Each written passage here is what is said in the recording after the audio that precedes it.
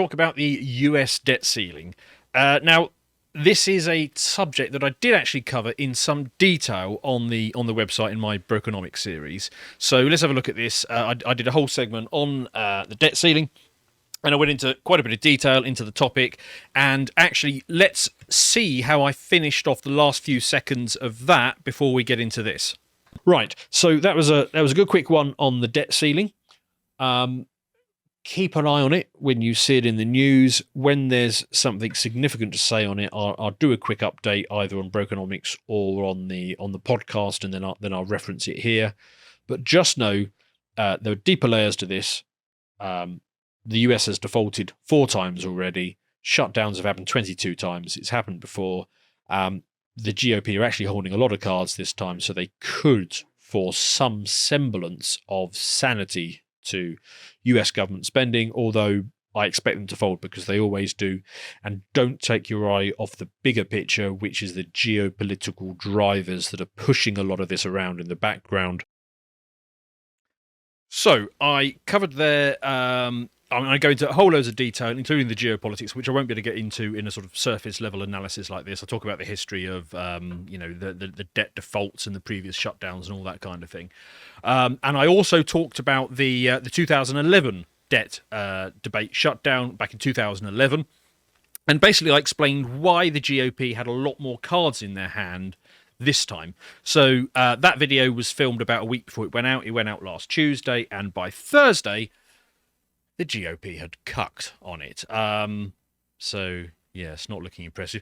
Now, if you want to see why I think this is a bit of a problem, let's go to this chart. So this shows you US national debt over the years. Now, as you can see, perfectly healthy. Yes, it's not looking that good. I mean, it is sort of spiraling rather quickly out of control. So, I mean, to pick a random point, let's say, I don't know, 1971. US debt was about 380 billion back then, and it is now 31 trillion. So, and you've got to ask, what have we given that much to Ukraine yet? What has the US got for all of that extra money? Because actually things weren't that bad in the 70s. We got an image here of a childhood of the 70s, and I don't know about you, Callum, but that all looks pretty good to me. You could have a bike. Yes, kids there with their choppers. Those kids are 10 or 12 or 17 and a half, depending on which one you're picking there. They're going to grow up to basically buy a 3-bedroom house when they turn 21. They've got a bright future ahead of them. It's basically since that time, since 1970, the US has been racking up debt at a rate of 1.6 billion a day, right? And where has all that money gone? Because it's certainly not gone on infrastructure. I've been to the US. I was just decidedly unimpressed. I mean, here in the UK, our infrastructure's, it's okay. Roads are all right, bridges are all right. And you go to Germany or something. Big advantage we've got is dense. Yeah. And you go to Germany or something, and it's like you've gone to the future. And then you go to Japan, it's like you've gone to the future. And then you go to America, and everything is falling apart.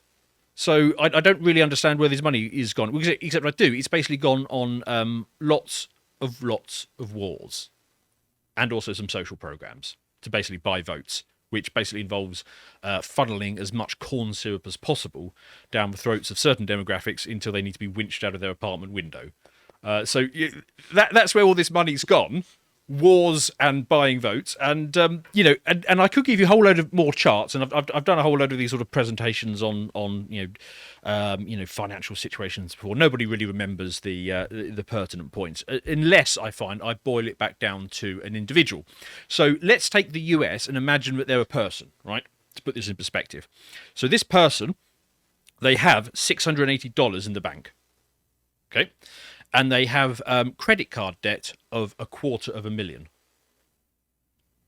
Yeah, and they have to pay $7,000 every year just to service the interest on their credit card, minimum payments. Right, and it's not bad for that debt. Well, they got a low rate. That rate is going up quite significantly now because it was all basically zero interest rates for a long time, and now it's creeping up, and all this is being refinanced. So that's going to go up a lot. Now, the good news is that this person, we shrunk, the US down to the size of India. This person has an income of about $36,000 a year, $36,000 a year, right? Okay, but he's spending $47,000 a year. Yeah. Yeah. And it's worse than that because this person has agreed to take on future debt of 1.5 million. But they're legally obligated to take on. So that'd be things like Medicare and military spending and Social Security. So, and this person's only earning 36 grand a year. So you can see the absolute state that the American economy has got itself into. It's so bad now that the US economy, its debt is the same size as the economy, right? And the amount of money that it's spending on just servicing its debt is about 2%, and GDP growth is about 2%. So basically, all GDP growth is going to service the debt. So if you're thinking, oh, it's okay, this will get better. No, it won't. It's impossible. It's impossible. There is nothing left to grow out of this. If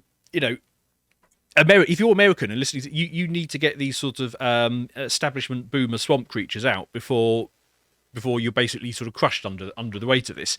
So anyway, in that Brokenomics episode, I go into a great deal of detail about 2011. Now, that was the last big blow up about the debt ceiling. And the reason why that was a bit different and the Republicans were said to have surrendered back then is because as we know, is undisputed now, but the media is a whole bunch of Democrat partisans. And the Republicans, they apparently couldn't get their message across, and they were going to be blamed for everything, and so they ended up caving on it, right? And that's not the situation that we've got now, because there was alt media back in 2011, but it was kind of nascent. It wasn't really there. Now this time round, you've got a really unpopular president who can't walk or talk without basically doing himself an injury, who messed up lockdowns. He did mandates. He did a humiliating retreat from Afghanistan. He picked a fight with Russia, and it's looked like he's on the verge of losing that. He destroyed the US's and the dollar's reputation around the world, especially with key allies like Saudi Arabia. There was a widespread understanding amongst voters that US debt is completely out of control. So to put this in perspective, from a CNN poll, they found that 80% of Republicans wanted US federal spending to drop. 80% of Republicans, right? 2/3 of independents want it to drop, and even 50% of Democrats want spending to drop. So this was the perfect time to have this fight. You couldn't ask for a better opportunity to try and get this down, and they surrendered. They just gave it up. So let's have a look at how bad this deal is, because this. The headlines that you might have been seeing on the mainstream media talk about, okay, they've done a deal for another 18 months, and it's going to extend the debt ceiling by another 4 trillion, is what they say. So, straight off the bat, let's take a look at that. So, before I said that the US debt was going up by about 1.6 billion a day? Right, well, now it's going up by 7 billion a day. Just on the basis of that, which is not good. But actually, it's worse than that, because they didn't just raise the debt ceiling. What they did is they suspended it. Yes. Well, forever. Until 1st of January 2025. So the US government now basically has an all-you-can-eat buffet until then. They can rack up whatever level of debt they want. So they could take it to 40 trillion if they wanted. Yes. I didn't realise they did that. Yes. Okay. So this is a complete and total unconditional surrender, and it's worse than that, because if you think about that date, the 1st of January, that's when they're going to have the next debate. So it's a bit of a live thing at the moment. But if you put the next rise in January, that's basically a Congress lame duck session. So it's after the election, but before the new Congress take their seats. So that is the minimum possible amount of voter pressure that Congress ever get, is in these lame duck sessions before the new Congress takes and the election is already out the way. So at that point, they're obviously going to raise this by significantly higher than they've even done now.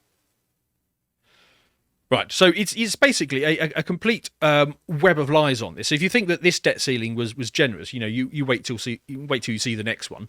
Now, the point I have to make on this is, in the UK, we kind of have a two-party system. And the way it kind of works here is we've got the blue team who pretend that they're in favour of low immigration, and the red team who say they're in favour of higher immigration. But as we all know, they actually both want immigration as high as possible. right? And in the US, the dynamic is slightly more that you've got a two-party system, and one party says that they want spending to go ever higher, and the other party say that they want spending to go lower, but don't believe them, because spending always goes up significantly. And then there's a sort of broader point here, is that, there was a time in Western democracy where if you didn't like what your government was doing, you could vote them out. Whereas now you need to get rid of the entire apparatus of government in order to change the system. I can't think of a single Western country where it's... Yeah. You actually feel like you could vote for the other party and things would instantly change. Yeah. Instead, both major parties are always in lockstep with each other. So they talk a good game, but they always do exactly what they were going to do anyway. And you can see examples of this, because occasionally you get a system in a situation in the US system where one party basically controls everything. So Trump had this for a little bit at the beginning, and Biden had this at the beginning, and that's really difficult for them, because suddenly they've got no excuses not to do all the things that they've talked about, and they have to find a way of not doing all of those things, and they talk it out, and then eventually there's another election comes along and it gets them off the hook. But I mean, the worst nightmare for a US politician is to be in a situation where they actually control all the levers of power, because then they've got no more excuses as to why they can't do this sort of uni-party stuff anymore. So anyway, so this deal that basically sort of give the government unlimited debt for the next 18 months, that's gone through now. So it went through the Senate, where 1/3 of Republican senators voted for it and 2/3 of Democrat senators voted for it. So it was Kevin McCarthy, who's a Republican. It was his deal, and yet twice as many Democrats voted for it as Republicans. Now let's take a look at how disgustingly happy this uni-party odious little toad Kevin McCarthy is with this deal that is given the federal government unlimited debt. Let's have a look. This is fabulous. This is one of the best nights I've ever been here. I thought it would be hard. I thought it'd be almost impossible just to get to 218. Now I found there's a whole new day here. We've woken them up. Maybe they listen to our speeches. I don't know. We can't keep doing the same thing to solve the problem. We have to think differently. And we can't do it with just one party. We are all in this together. Look at that. It's a weird response. That is so uniparty. He's overjoyed to find that the spending levels is going up. He's uniparty through and through. So look, if you're an American who's watching this, I know this hasn't been a particularly fun segment, but I had to follow up on it because this is important, because this debt problem is going to crowd out basically everything else. I've talked about it's going to crowd out the rest of the economy. It's going to force the hand of the government. It's going to make them behave in ever more rational things. This is the reason why you're not getting any sort of economic growth passed through to you. Part of the reason why everybody feels like there isn't enough oxygen anymore when it comes to their own personal finances is because government is crowding out everything. So if you're an American who actually pays taxes, thanks to that wormy, devious little swamp creature that I just put up on screen, by 2025, when this current deal expires, you will owe, on behalf of your government, $300,000. That's your share of the debt that has been accumulated. $300,000 if you're a US taxpayer, right? So, if you're an American, or if you just care about Western decline in general, like this video, send it to your fellow taxpayers so they can see how royally screwed they're getting. And if you want to know more, go onto the website, sign up, watch Brokenomics on lotuseaters.com, where we get into this stuff properly. It's only £5 per month, which is significantly less than what your government is spending on your behalf. If you appreciated that segment from the podcast The Lotus Eaters, you can go to lotuseaters.com to get access to all the premium content that's on the site, such as premium videos. This one on Daycare Will Destroy the West. And if you want to find out what else is being put out, you can follow it on Getter at lotuseaters_com on Getter. Thank you and goodbye.